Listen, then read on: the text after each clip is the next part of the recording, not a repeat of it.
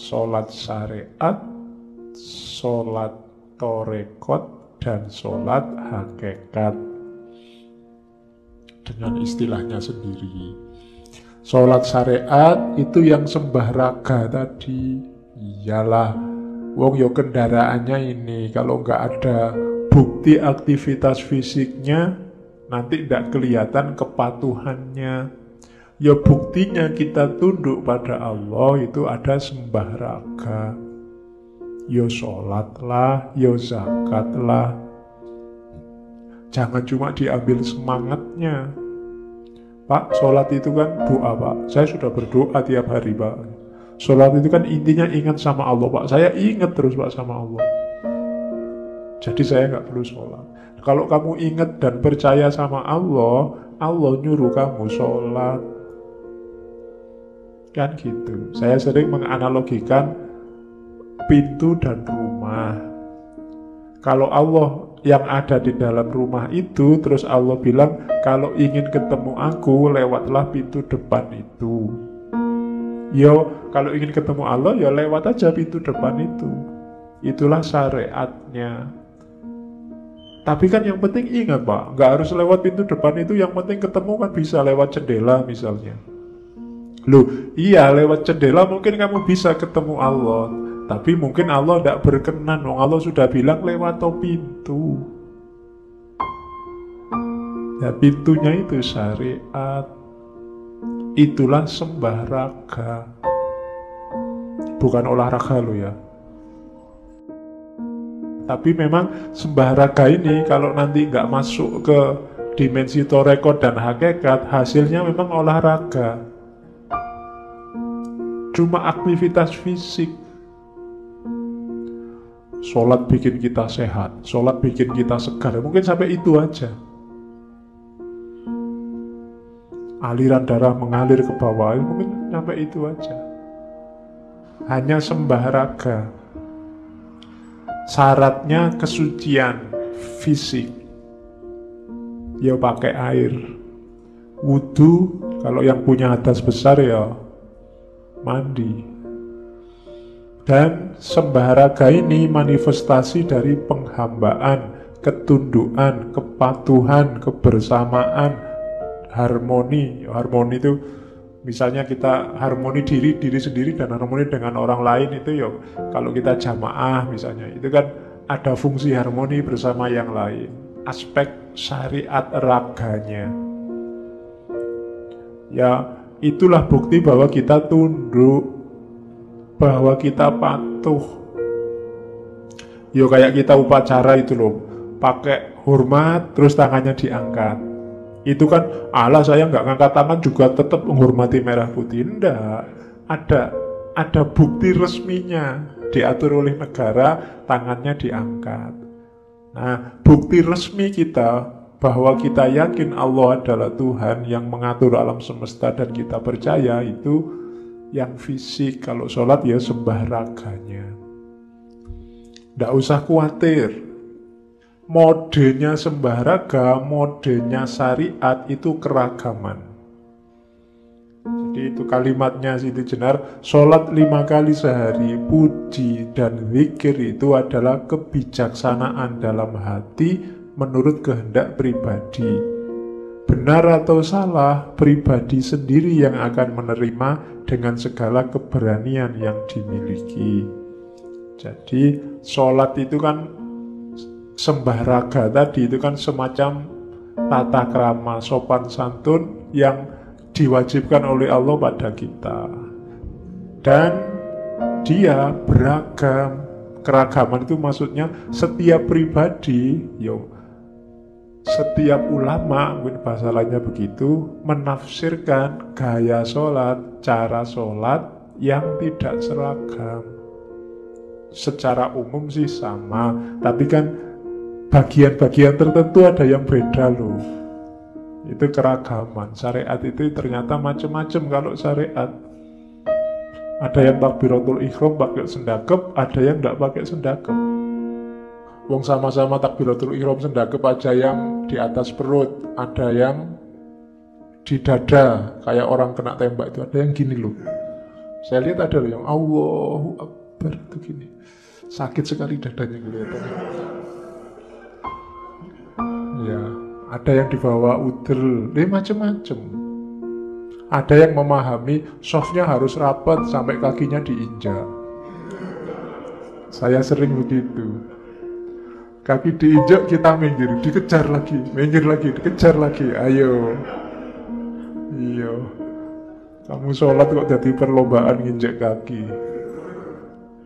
Jadi kan itu syariat. Macem-macem. Nggak usah kaget, memang modenya beragam. Nggak apa-apa. Setiap orang sholat sesuai kemantepannya masing-masing. Itu tadi, makanya keyakinan hatinya masing-masing. Loh, orang yang yakinnya benar di dada atas tadi, kalau dipaksa sholat disuruh menurunkan sendakepnya, ya dia jadinya tidak khusyuk. Orang yang biasanya mepet sampai nginjek kaki, terus dia tidak bisa nginjek kaki, itu gelisah mesti sholatnya. Aduh, kapan dapat kaki ini ya biar sholatnya sah, kan mesti begitu. Jadi itu modenya syariat, beragam, tidak masalah, jalani aja sesuai kemantepan. Itulah karakter dunia fisik. Fisik macam-macam. Tasahud aja ada yang biasa, ada yang bergetar, ya kan? Itu cuma sekedar tasahud. Ada yang tidak berdiri sama sekali, lemas terus. Ada yang seru, macam-macam, coba aja kamu lirik. Jadi itu modenya orang sholat. Ya monggo, masing-masing mazhab punya aturan sendiri. Terus itu level sembah raga. Naik kelas dikit ada namanya sholat torekot atau sholat torek. Ada yang bilang torek itu bukan torekot, tapi dari kata-kata taroki. Taroki itu naik, lawannya tanazul. Tanazul itu turun. Ya monggo lah. Tapi istilahnya memang namanya sholat torek. Sholat torek ini sembah cipta. Jadi inilah dimensi batinnya sholat. Sholat yang tidak cuma olahraga. Kalau tadi yang jasmania bersucinya pakai air, yang ruhania bersucinya memerangi hawa nafsu. Kenapa banyak orang mengeluh susah sholat khusyuk? Karena belum bersuci. Masih penuh hasrat, penuh ambisi, penuh hawa nafsu, apalagi yang jelek-jelek. Konsentrasi mesti susah. Batinmu masih rame, urusannya masih banyak. Urusan macem-macem, dunia ngantri di dalam sini semuanya. Susah sholat khusyuk, lagi enak-enak sholat ini muncul semua satu demi satu. Saya pingin khusyuk, nggak pingin inget-inget ini, nggak pingin inget-inget ini. Yo, ketika nggak pingin itu muncul satu-satu. Jadi belum bersuci, sucikan dulu, buang semua yang duniawi, apalagi yang sifatnya hawa nafsu. Saya lupa mendengar apa membaca di mana, itulah antara lain makna gerakan takbiratul ihram yang mengangkat dua tangan, sejajar pundak atau sejajar telinga. Itu semacam isyarat semua yang di luar hubungannya sama Allah minggir. Minggirlah. Begitu katanya. Itu simboliknya, tapi yang jelas perangi dulu hawa nafsumu.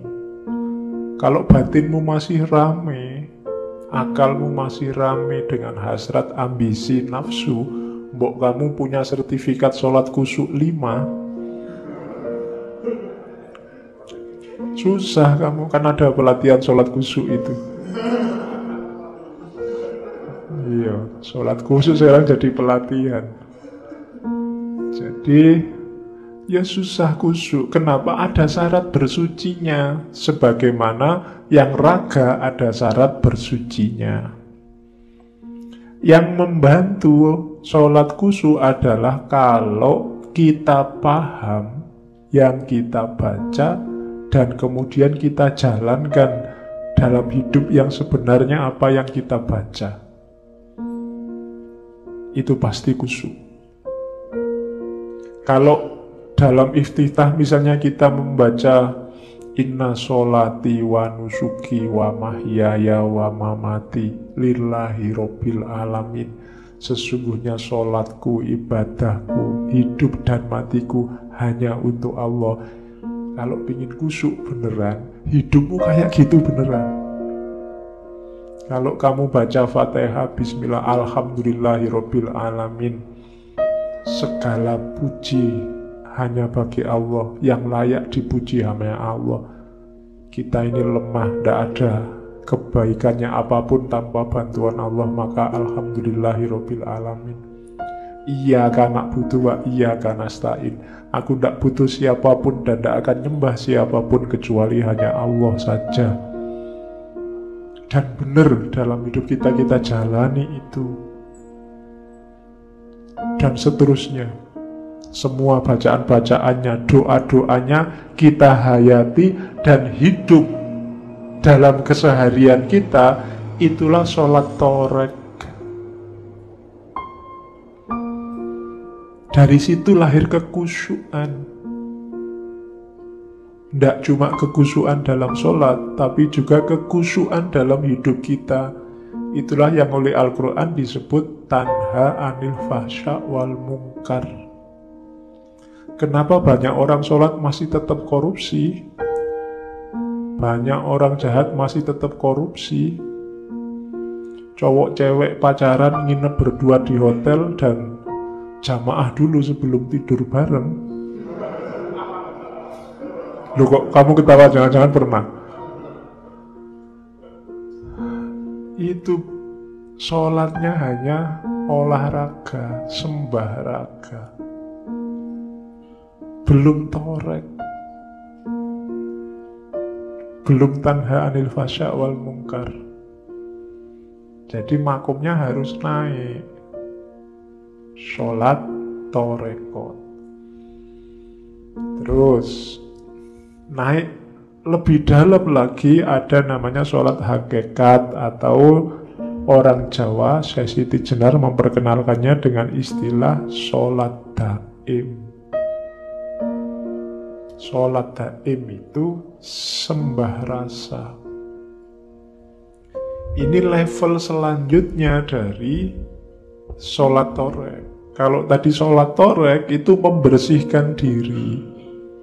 Kalau sholat daim ini dirinya sudah bersih, sekarang diisi terus menerus dengan yang baik-baik.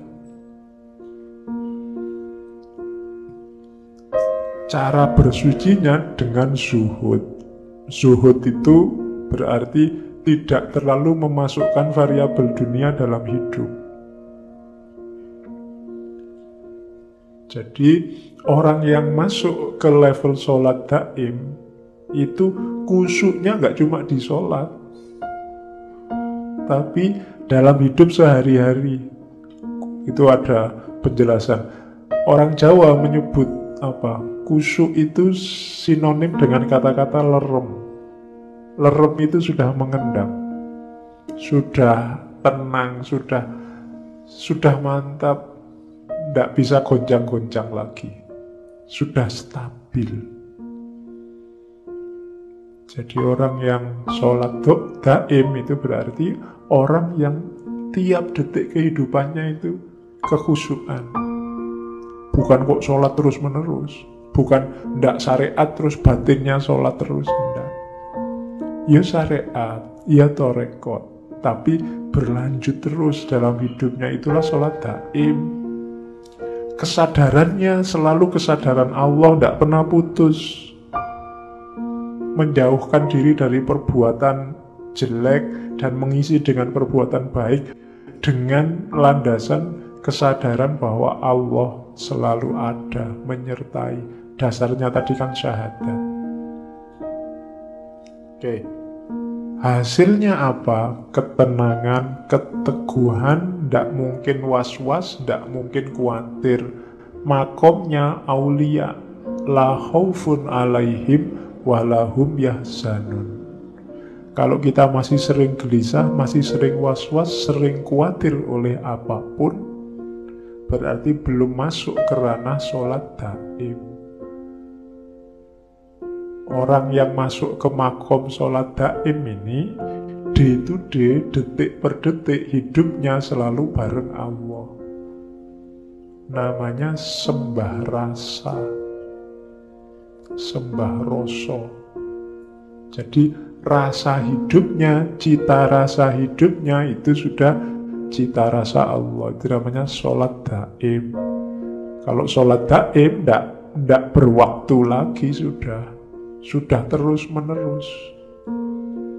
Inilah sholat yang dibawa dalam kehidupan nyata, bukan sholat yang hanya di dalam masjid, keluar masjid kumat seperti semula.